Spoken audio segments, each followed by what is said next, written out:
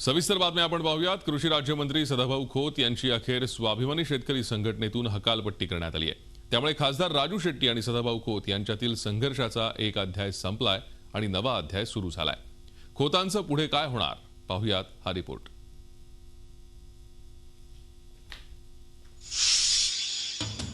सदाभाऊ खोत विरुद्ध राजू शेट्टी असा संघर्ष गेल्या काही महिन्यांपासून रंगला होता।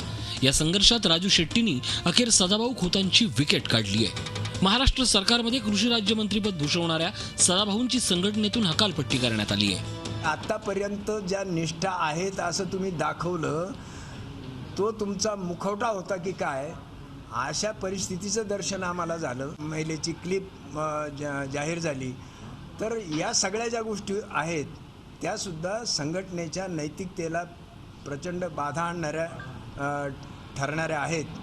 या ही जी 4-5 कारणं आहेत ती महत्त्वाची कारणं आहेत। एवढंच मला त्या कारणांच्या बाबत सांगायचं। आतापर्यंत एकाच संघटनेत राहून दोन्ही नेते एकमेकांच्या विरोधात भांडत होते।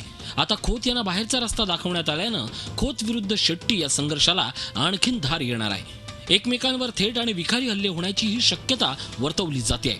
सर्वाधिकार सावंत साहेब यांच्या अध्यक्षतेखालील समितीला दिलेली होती आणि त्यांनी आज निर्णय घेतलेला असेल तर तो त्यांना अधिकारच आहे। समितीनं जो काय निर्णय घेतलेला आहे तो निर्णय असा आहे।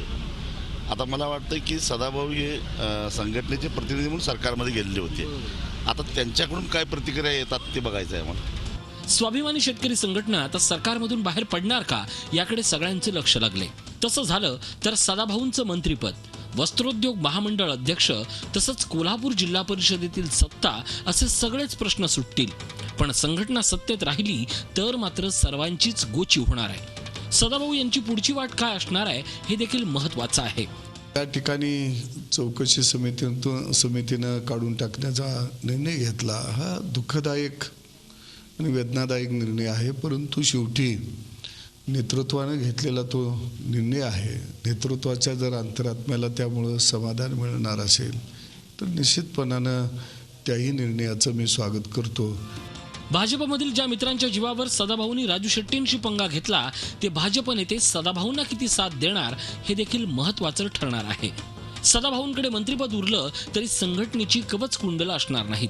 त्यामुळे नवी संघटना उभारण्यासाठी ते प्रयत्न करतील असं त्यांच्या हालचालीवरून दिसतंय।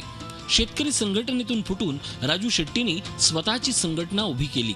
आता खोतांमुळे त्यातही फूट पडणार आहे एवढं नक्की। नितीन पाटणकर, झी मीडिया, पुणे। झी 24 तास रहा एक पाऊल पुढे।